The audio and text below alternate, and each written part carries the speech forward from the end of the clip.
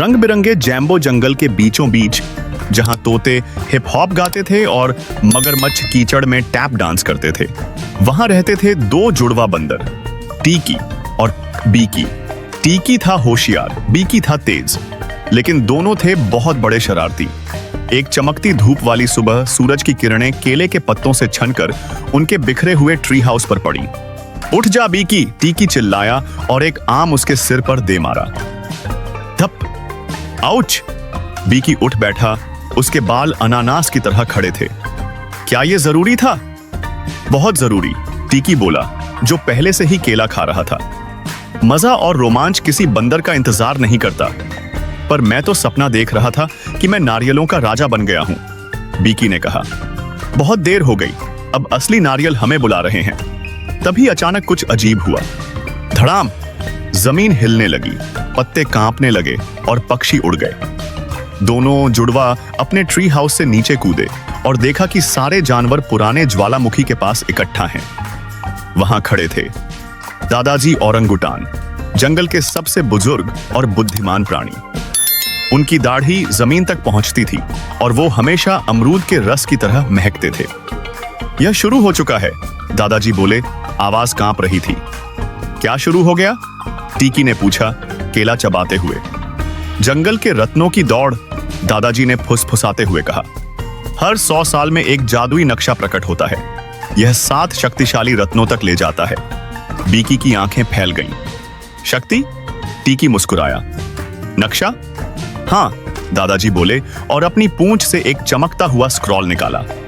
सिर्फ सबसे होशियार, सबसे तेज और सबसे शरारती टीम ही इसे पा सकती है। सभी जानवरों की निगाहें टीकी और बीकी पर पड़ी। यही तो हम हैं, दोनों ने साथ में कहा और हाई फाइव किया।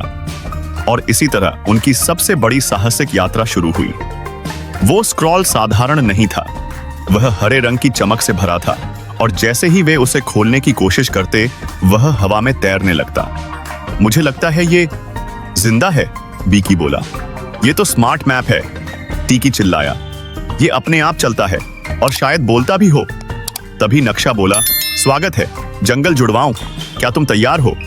टीकी ने चौंक कर कहा, वाओ! बीकी बेहोश होकर गिर पड़ा।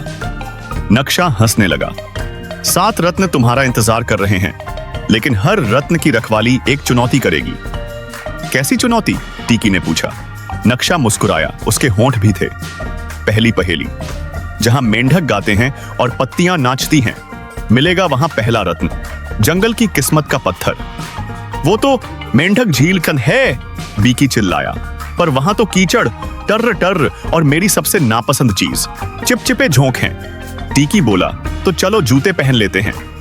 और दोनों बेलों से झूलते हुए निकल पड़े, मेंढकों और किस्मत के पीछे। सूरज ढलते ढलते वे पहुंचे मेंढक झील। वहां मेंढक सिर्फ गा नहीं रहे थे, बल्कि हरेपन दौंदस कर रहे थे। एक सोने का चश्मा पहने मेंढक बोला, अगर चाहिए तुम्हें रत्न तो दिखाओ डांस में कितना है दम। टीकी ने सर खुजाया। क्या ये डांस बैटल है? बीकी उछला। मैं तो डांस में ही पैदा हुआ हूं। अगले 15 मिनट तक टीकी ने मून वॉक किया, बीकी ने ब्रेक डांस और दादाजी औरंगुटान ने फ्लॉस डांस किया। मेंढक तालियां बजाने लगे। यो, पहला रत्न तुम्हारा है डांसिंग बंदरों, डीजे फ्रोगन ने कहा। झील से एक चमकता हुआ पत्थर निकला। टीकी ने उसे थाम लिया। एक हो गया, उसने कहा, अब 6 बाकी हैं। तभी ऊपर से काला साया छाया। एक विशाल गिद्ध जिसने लोहे का कवच पहना था नीचे उतरा। इतनी जल्दी नहीं बंदर भाइयों, उसने गरज कर कहा। ये रत्न मेरे हैं। गुलाब वन के हरे भरे पेड़ों पर बसी एक अनोखी बस्ती थी, जहां मधुमक्खियां गीत गुनगुनाती थीं और तितलियां रंगीन कन्फेटी की तरह नाचती थीं। वहीं रहता था एक चमचमाते हरे पंखों वाला तोता, तोता सिंह। लेकिन तोता सिंह कोई आम तोता नहीं था। वह जंगल का इकलौता ऐसा पक्षी था जो कई भाषाएं बोल सकता था। उसका सहेजा हुआ सुनहरी पिंजरा असल में उसका मुख्यालय था, जहां बटन, औजार और एक बांस से बनी दूरबीन छिपी हुई थी। हर शाम जब सूरज अमरूद की पहाड़ियों के पीछे छुप जाता, तोता सिंह एक गुप्त कुंडी दबाता और पिंजरे का दरवाजा चुपचाप खुल जाता। अब काम का वक्त है, वह चहकता और अपने पंख फैलाकर उड़ जाता। क्योंकि तोता सिंह केवल एक तोता नहीं था, वह था जंगल के सबसे गुप्त समूह का नेता, नाइट फ्लायर्स क्लब का। बहादुर तालाब के पुराने बरगद के पेड़ के नीचे नाइट फ्लायर्स क्लब की गुप्त मीटिंग्स होती थी। इस क्लब के सदस्य थे चिकनी चमगादड़, बिजली जैसी तेज, सुई जैसी धारदार और आम को बिना गुद्दा छुए उड़कर पार कर सकती थी। मुन्ना उल्लू, बुद्धिमान, थोड़ा सुस्त और पहेलियों का शौकीन। बिजली गिलहरी, फुर्तीली, बहादुर और एक पेड़ से दूसरे पेड़ तक का सबसे अच्छा नक्शानवीस। इस रात तोता सिंह बहुत चिंतित था। दोस्तों, उसने कहा, व्हिसलवुड की प्राचीन स्क्रॉल मेरे पिंजरे से गायब हो गई है। मुझे दालचीनी की खुशबू आई और मैंने लाल पंखों वाली एक परछाई देखी। लाल पंख? बिजली बोली। जरूर राजा कौवा होगा। बिल्कुल, मुन्ना ने चश्मा ठीक करते हुए कहा। वो स्क्रॉल उस गुप्त खजाने का जिक्र करती है जो गुलाब वन की जमीन के नीचे छिपा है। और राजा कौवा उसी की तलाश में है, चिकनी ने फुफकारते हुए कहा। वे सब चांदनी में उड़ते हुए, नदियों और घोंसलों को पार करते हुए राजा कौवा के टेढ़े मेढ़े चिमनी घोंसले तक पहुंचे, जो साइलेंट स्वैम्प के किनारे था। अंदर टीन के ढक्कनों और चुराई हुई मोर पंखों के बीच राजा कौवा स्क्रॉल पढ़ रहा था। स्क्रॉल नीचे रखो, तोता सिंह गरजा। राजा मुस्कुराया। तुम पक्षी बहुत बातें करते हो। मैं खजाना ढूंढकर आसमान में एक महल बनाऊंगा और तुम सब पर राज करूंगा। लेकिन उड़ने से पहले ही चिकनी बिजली जैसी तेजी से गई और स्क्रॉल झपट लिया। बिजली ने रस्सी से छलांग मारी और घोंसले के कोने में रखी घोंघे की खोलों की ढेर को गिरा दिया, जिससे कौवा पंखों की धूल में फंस गया। उसे चुपचाप बैठने दो, मुन्ना ने उल्लास में कहा। हमें अभी और काम करने हैं। बरगद के नीचे स्क्रॉल खोली गई। उस पर चमकदार स्याही में एक पहेली लिखी थी। जहां चांदनी तीसरी आम की जड़ को चूमे, वहीं मिट्टी के नीचे खजाने की बूंदें छिपी हों। क्लब के सदस्य पुराने आमों के बाग में पहुंचे, जहां जुगनू रास्ते को परी दीपों की तरह रोशन कर रहे थे। मुन्ना ने पेड़ों की गिनती की। यह रहा पूरब से तीसरा आम का पेड़। बिजली ने जोर से खुदाई शुरू की। तभी उसके नाखून किसी ठोस चीज से टकराए। थक, एक कई जमी हुई संदूक निकली। अंदर था एक चमकता सुनहरा चाबी, एक चांदी के खोल से बना सीटी और एक और स्क्रॉल। तोता सिंह ने पढ़ा, अब तुम हो गुलाब वन के संरक्षक। इस फुसफुसाती चाबी को केवल भलाई के लिए उपयोग करो। एक दिन में एक दरवाजा, एक समय में एक सच। उन्हें पता चला कि यह चाबी गुलाब वन में किसी भी बंद जगह को खोल सकती है, लेकिन सिर्फ दिन में एक बार। हर रात नाइट फ्लायर्स क्लब किसी जरूरतमंद की मदद करता। मधुमक्खी डॉक्टर जब क्लिनिक में फंस गई थी तो दरवाजा खोला। तूफान में भूखे कांटेदार चूहों के लिए अखरोट की गुफा खोली। एक खोए हुए कछुए को लकड़ी के बंद घर से बचाया। जल्द ही गुलाब वन में चर्चा होने लगी। कोई तो है जो हमारी मदद करता है। लेकिन किसी को नहीं पता था कि ये एक तोता, चमगादड़, उल्लू और गिलहरी थे।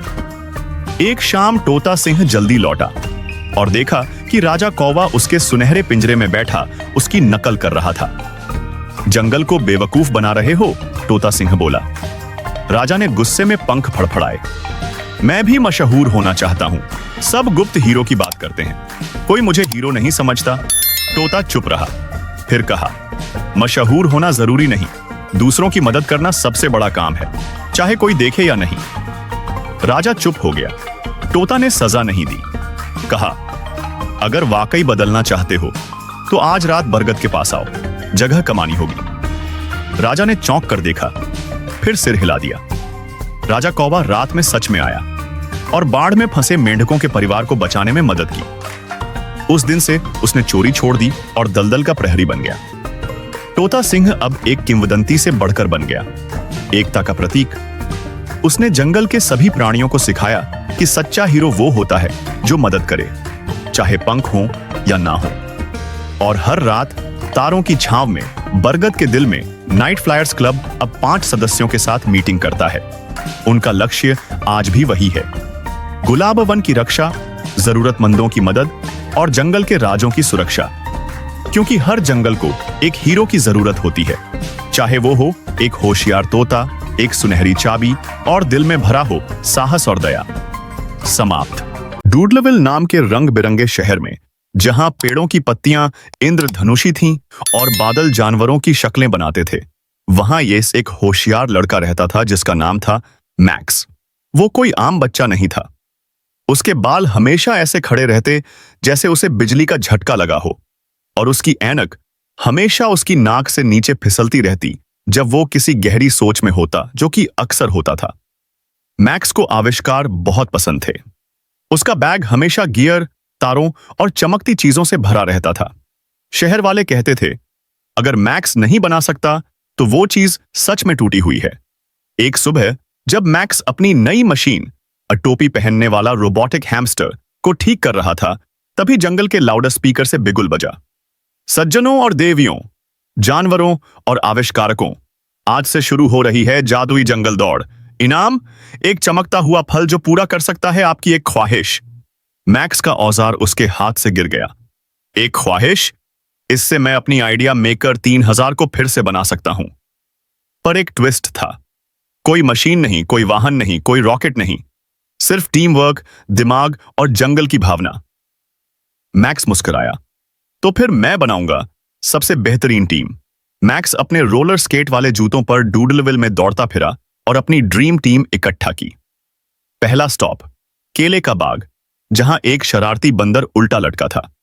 मुझे चाहिए एक ऐसा तेज दोस्त जिसे कीचड़, हंगामा और बंदरों की शरारतों से डर न हो। बंदर मुस्कुराया, कलाबाजी खाई और केला मुंह में डाल लिया। मैं तैयार हूं, कुछ खाने को है? फिर मैक्स अपने हवर ड्रोन से पहुंचा तोते की चोटी पर, जहां एक रंग बिरंगा तोता जंगल पॉडकास्ट चला रहा था। क्या तुम उस दौड़ में चलोगी जो जंगल को हमेशा के लिए बदल सकती है? तोते ने पंख फड़फड़ाए। तोता सुबह बोले या न बोले, मैं तो चलूंगी। आखिर में वे पहुंचे गैंडे की चट्टान पर, जहां जी एक विशाल गैंडा बैले की प्रैक्टिस कर रहा था। हाँ, बैले। वो धीरे धीरे घूम रहा था। क्या तुम एक ऐसी टीम में आना चाहोगे जहां ताकत और स्टाइल दोनों की जरूरत है? गैंडे ने झुककर कहा, मैक्स के लिए कुछ भी। चलो शुरुआत करें। अब टीम तैयार थी। एक होशियार लड़का, एक तेज बंदर, एक रंगीन तोता और एक नाचता गैंडा। अगली सुबह सभी टीमें जादुई जंगल के द्वार पर इकट्ठा हुईं। मेजबान जनरल जिराफ ने घोषणा की, सिर्फ एक टीम जीतेगी। आपको 5 जंगली जोन पार करने होंगे। जो सबसे पहले चमकते फल तक पहुंचेगा वो विजेता। मैक्स ने अपने चश्मे को ठीक किया। हम ये कर सकते हैं। पहले जोन में जमीन झेली जैसी बन गई थी। हम जेली पर चल रहे हैं, बंदर चिल्लाया। गिरना मत, तोते ने चेताया। मैक्स ने अपने बैग से स्टिकी शूज निकाले। ये पहनो। उन्होंने आराम से उछलते हुए जेली पार कर ली। फिर वे पहुंचे टिकल टनल में, जहां बेलें उन्हें गुदगुदी कर रही थीं। बंदर हंसते हंसते लोटपोट हो गया। रुको, हा हा हा। गैंडा भी मुस्कुराया। ये तो गुदगुदी वाली शोभा है। हाथ पकड़ लो, अगर हंसना है तो साथ हंसेंगे, मैक्स चिल्लाया। अचानक एक विशाल हरा सांप उनके सामने आ गया। हिस्सारू, अगर आगे जाना है तो मेरी पहेली सुलझाओ। मुझे खिलाओ तो मैं बढ़ता हूं, पिलाओ तो मर जाता हूं। मैं क्या हूं? तोते ने कहा। स्पंज। बंदर बोला। कुकी। गैंडा ने कंधे उचकाए। मैक्स मुस्कुराया। आग। सांप ने मुस्कुराते हुए रास्ता दिया। सही उत्तर। अगली चुनौती थी एक टूटी पुल जिसे जोड़ना था। वहां हेलमेट पहने चींटियां थीं। सिर्फ बिल्डर ही जा सकते हैं। मैक्स ने सभी को काम सौंपा। बंदर ने जानवरों के निशान मिलाए, तोते ने आसमान से पैटर्न देखे और गैंडे ने प्लैंकों को सावधानी से रखा। कैप्टन क्रंच चींटी ने ताली बजाई। क्या जबरदस्त टीम है। आखिरी से पहले जोन में आई एक भयंकर आंधी। पत्ते घूम रहे थे, पेड़ झुक रहे थे। मैक्स का चश्मा उड़ गया। मुझे कुछ नहीं दिख रहा। तोता उड़ते हुए चश्मा लेकर आया। पकड़ा। गैंडा दीवार बन गया। बंदर ने बेल फेंकी और सबने मिलकर एक दूसरे को पार करवाया। अब सामने था एक लाल गरम लावा जाम। मैक्स ने कहा, हमें कूदना होगा। गैंडा बोला, मैं नहीं कूदता। तो नाचो। मैक्स हंसा। गैंडा नाचा, तोता उड़ा, बंदर कूदा और मैक्स फिसलते हुए गिरने वाला था कि बंदर ने उसे बचा लिया। जैसे ही वे सुनहरे मैदान में पहुंचे, वहां था चमकता फल। भीड़ ने तालियां बजाईं। मैक्स ने फल उठाया। एक इच्छा। उसने अपनी टीम को देखा और कहा, मैं चाहता हूं ये दौड़ हर साल हो ताकि सब मजा ले सकें। फल चमका और आकाश में उड़कर हजारों चमकदार रोशनियां बिखेर दी। मैक्स वापस डूडलविल लौटा और अपनी मशीन फिर से बनाई। बंदर के केले के छिलके से पावर स्विच, तोते के पंख से वॉइस सेंसर, गैंडे के बैले जूते से इमरजेंसी ब्रेक। हर साल जब दौड़ होती, वे दौड़ते थे न जीतने के लिए बल्कि दोस्तों और मजे के लिए। अंत, क्योंकि जंगल की जिंदगी में जीत की नहीं, उस टीम की अहमियत होती है जो आपके साथ चलती है। ब्रशवुड गांव में, जहां बारिश चमकती थी और घर कपकेक के आकार के थे, झुझु खरगोश ने एक अजीब सुबह आंखें खोली। आसमान नीला नहीं था। उसका पसंदीदा नीला मग अब फीका सफेद था। नदियां दूध जैसी लग रही थीं। सारा नीला रंग गायब हो गया था। डरी हुई झुझु तेजी से अपनी सबसे अच्छी दोस्त लो के ट्री हाउस की ओर भागी। लो, एक होशियार गिलहरी अपने नट पावर्ड कंप्यूटर से सिमुलेशन चलाकर पुष्टि करती है, नीला रंग अब अस्तित्व में नहीं है। तभी हवा में उड़ती एक चमकदार छाल में सील की गई चिट्ठी आई। कलर क्रिस्टल टावर खतरे में है। इंद्रधनुषी चाबियां खोजो, रानी मारमला। गांव की सबसे बूढ़ी उल्लू दादी औला ने एक प्राचीन कथा सुनाई। हर रंग को एक जादुई चाबी से सुरक्षित किया गया था जो जादुई जगहों में बिखरी थीं। झुझु का जिज्ञासा चालित कंपास चमकने लगा बैंगनी रोशनी से। उनकी खोज शुरू हो चुकी थी। 7 इंद्रधनुषी चाबियां इकट्ठा करनी थीं, इससे पहले कि ग्लूम किंग सारे रंगों को हमेशा के लिए मिटा दे। केला ब्लिंक द्वीप पर आसमान धुंधला था और केले सफेद हो गए थे। तोता पिकू ने बताया कि पीली चाबी लेमन वोल्केनो में छिपी है। उछलते फलों और चिपचिपे शहद ने उन्हें रोकने की कोशिश की। लो तो आम जैम के दलदल में फंस गई। वे हंसते हुए लंगूरों की एक जनजाति से मिले जिन्होंने पहेलियों में सुराग गाए। उन्होंने अनानास की पगडंडियों का पीछा किया, जेलीबीन नदी तैरकर पार की और अंत में एक विशाल मधुमक्खी रक्षक का सामना किया। झुझु ने अपनी चतुराई से मधुमक्खी को शांत किया और द्वीप का रंग लौटाने का वादा किया। उन्होंने खट्टे गीजर का सामना किया और सूरजमुखी की पहेली हल की। सूरज की किरणों को एक आईने से गुफा में मोड़कर उन्होंने चाबी प्राप्त की। पीला रंग दुनिया में लौट आया। हरा रंग फीका हो रहा था। पेड़ सूखे और नाजुक थे। उन्हें मिला ग्रिबली, एक भूलने वाला मेंढक जिसने हरी चाबी कहीं छिपा दी थी। चाबी पाने के लिए उन्हें फुसफुसाते पेड़ों के सवालों के जवाब देने पड़े, दयालुता, धैर्य और ईमानदारी पर। जंगल ने सच्चाई को इनाम दिया। लो को स्वीकार करना पड़ा कि उसने एक बार एक कैटरपिलर को तितली बनने का झूठ कहा था। पेड़ मुस्कुराया और काई से ढका गुप्त दरवाजा खोल दिया। उन्होंने स्लाइम वाइन ब्रिज पार किया, फर्न फॉग भूल भुलैया को पार किया और चमकते मशरूम के जंगल से गुजरे। लेकिन फिर छाया बेलों ने हमला कर दिया। झुझु ने चमकते जुगनुओं से उन्हें छकमा दिया और हरी चाबी प्राप्त की, जिससे जंगल फिर से जीवित हो उठा। यहां सब कुछ ठंडा और फीका था।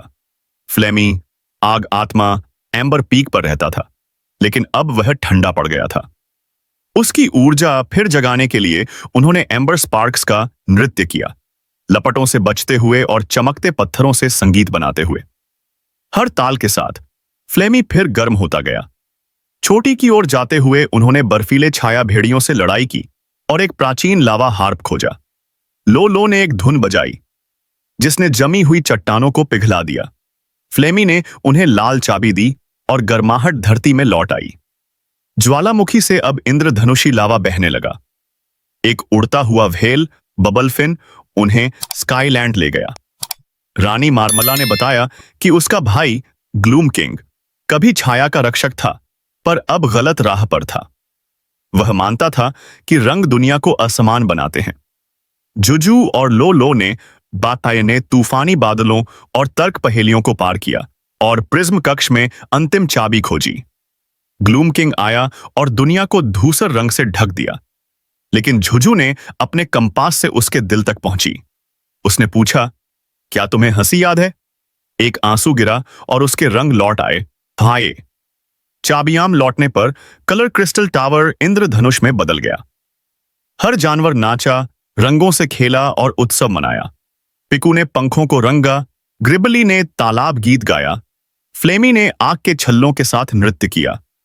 ग्लूम किंग अब शेड हर कोने में रंग के बीज बोने में मदद करने लगा। जुझू और लो लो बने पहले कलर गार्जियन, कल्पना के रक्षक।